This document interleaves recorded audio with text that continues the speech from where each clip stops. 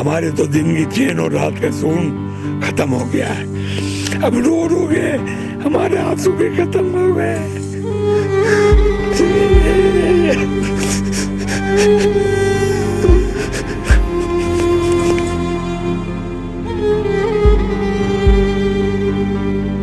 Internet पे ये सारा राब्ता हुआ। बच्ची मौजूदा वक्त में हिंदुस्तान में।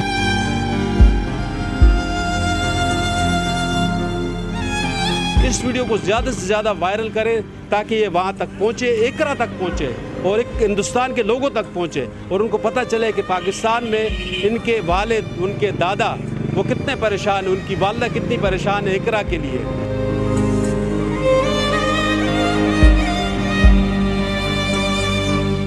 शाही बाज़ार के इस इलाके में है जीवानी बिल्डिंग। जीवानी बिल्डिंग यहाँ से कुछ फासले पर है। आपको ये बताता चलूँ कि जीवानी बिल्डिंग यहाँ पर रिहायशी पजीर और यहाँ पर कारोबार करने वाली जीवानी फैमिली की एक बच्ची जो कि सुबह कॉलेज जाती है लेकिन कॉलेज से वापस घर नहीं आती। बच्ची कहाँ है मज़ीद आपको बताते हैं। उनके वर्षा हैं, उनके वालिद हैं या उनके जो भी रिलेटिव हैं, उनसे हम पूछते हैं कि उनके पास मज़ीद क्या तफसीलात हैं इस बच्ची के हवाले से। इकरा जो कि सुबह कॉलेज गई लेकिन वापस नहीं आई। मेरा नाम हाजी मोहम्मद रफीक है। जीवानी जाते हैं जी, हम हैदराबाद में ही रहते हैं और यहीं पर बड़े हुए हैं।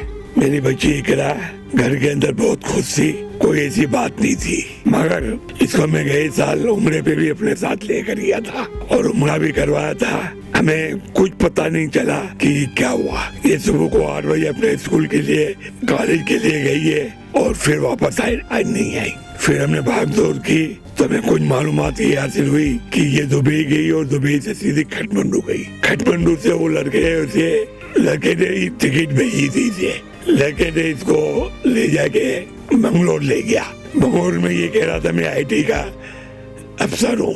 जो बच्ची हमें बताती थी टेलीफोन पे बात पे, बोला बहुत अच्छा लड़का है, मुसलमान है, सामिर है, इसका नाम समझे, ये गांव में रहते हैं, जमींदार है, ये वो है। ये यकीनन भारत में और बेंगलोर में है और बेंगलोर से ये रिपोर्ट आई है कि लड़का जो ऑफिसर नहीं है बल्कि वहाँ का गार्ड है।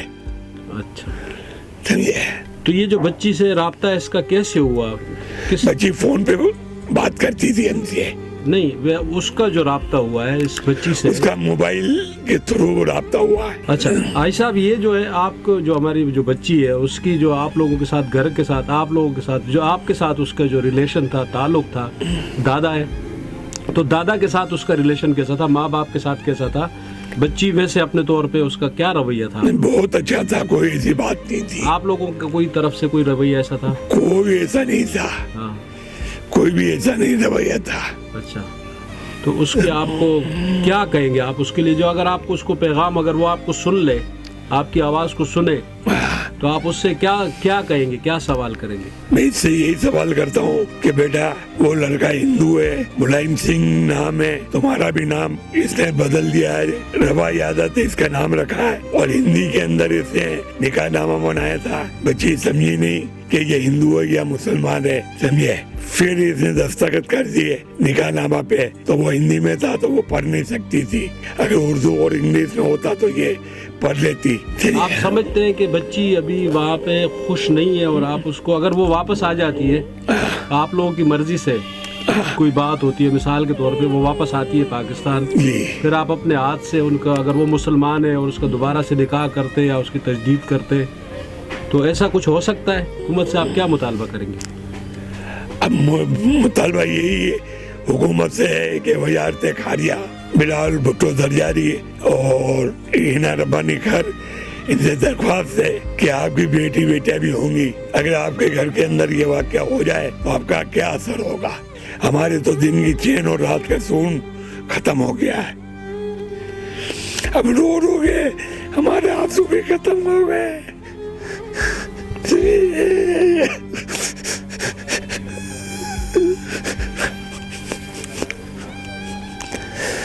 हम बहुत परेशान है।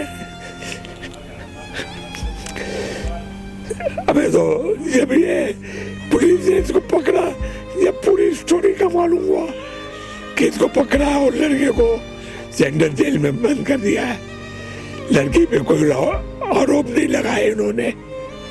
हिंदुस्तान में अरेस्ट हो चुका है। लड़का अरेस्ट हो चुका है, सेंट्रल जेल में बंद है।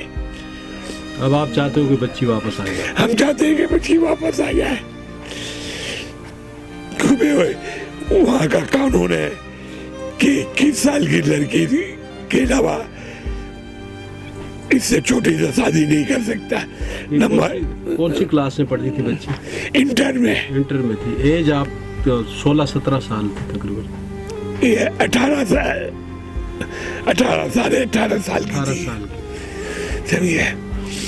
ठीक है साहब। और मेरी दरख्वास्त है गवर्नमेंट से और वज़ीर आज़म से कि आप अपनी बच्ची समझते हुए तवज्जो दें और हिंदुस्तान वालों से बात करें कि भाई हमारी बच्ची को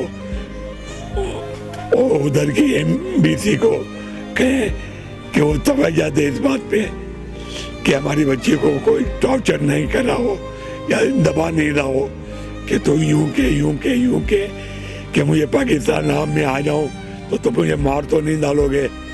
इसका फोन आया था हमें, तो हमने कहा नहीं बेटा ऐसे कैसे हो सकता है, तेरी तो हमारी क्या है, तुझसे गलती हो गई, अल्लाह भी एक बार माफ कर देता है। समझे? हम तो क्या चीज है। हमने इसको भी समझाया, तुम आ जाओ, तुम्हें कोई तकलीफ नहीं देंगे।